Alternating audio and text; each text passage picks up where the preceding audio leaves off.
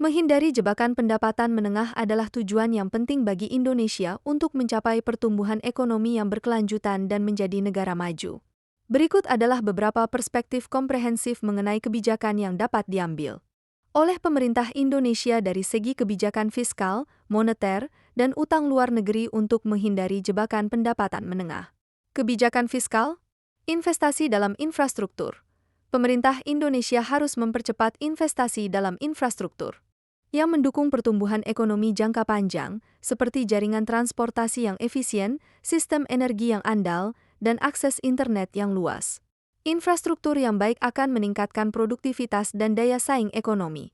Pendidikan dan keterampilan. Peningkatan investasi dalam pendidikan dan pelatihan keterampilan akan membantu menciptakan tenaga kerja yang lebih terampil dan inovatif. Ini akan membantu meningkatkan produktivitas tenaga kerja dan mempercepat transformasi struktural menuju sektor ekonomi yang lebih maju. Reformasi pajak. Kebijakan fiskal harus memperkuat struktur pajak yang adil dan efisien untuk mendukung pertumbuhan ekonomi yang inklusif. Ini bisa mencakup pemangkasan pajak untuk industri yang berkembang pesat dan penghapusan atau penyesuaian pajak yang menghambat investasi dan inovasi. Pengelolaan fiskal yang berkelanjutan.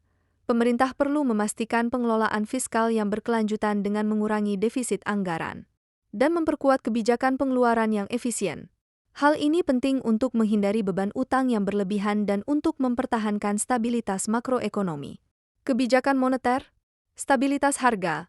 Bank Indonesia harus mempertahankan stabilitas harga melalui kebijakan moneter yang prudent. Ini akan membantu mengurangi ketidakpastian inflasi dan menciptakan lingkungan yang kondusif untuk investasi dan pertumbuhan ekonomi jangka panjang. Kebijakan kredit yang mendukung. Bank Indonesia dapat mengadopsi kebijakan kredit yang mendukung bagi sektor-sektor yang berpotensi untuk meningkatkan produktivitas dan daya saing ekonomi. Ini bisa mencakup insentif kredit untuk industri berbasis teknologi tinggi atau sektor ekspor. Transparansi dan akuntabilitas. Pemerintah harus memastikan transparansi dan akuntabilitas dalam pelaksanaan kebijakan moneter untuk mempertahankan kepercayaan pasar dan investor. Hal ini penting untuk menjaga stabilitas sistem keuangan dan meminimalkan risiko ekonomi. Kebijakan utang luar negeri. Diversifikasi sumber pembiayaan. Pemerintah harus berupaya untuk diversifikasi sumber pembiayaan eksternal agar tidak terlalu tergantung pada pinjaman dari satu sumber saja. Ini akan membantu mengurangi risiko terkait dengan fluktuasi pasar dan kondisi ekonomi global. Manajemen utang yang bijak. Pengelolaan utang yang bijak sangat penting untuk menghindari jebakan pendapatan menengah. Pemerintah harus memperhatikan rasio utang terhadap GDP dan memastikan bahwa utang luar negeri digunakan untuk investasi produktif yang akan meningkatkan pertumbuhan ekonomi jangka panjang. Evaluasi risiko dan keberlanjutan.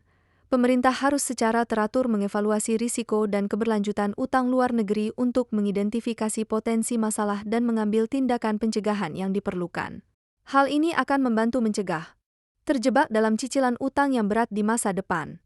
Dengan mengadopsi kebijakan yang tepat dalam berbagai bidang tersebut, pemerintah Indonesia dapat mengurangi risiko terjebak dalam jebakan pendapatan menengah dan mendorong pertumbuhan ekonomi yang berkelanjutan menuju status negara maju.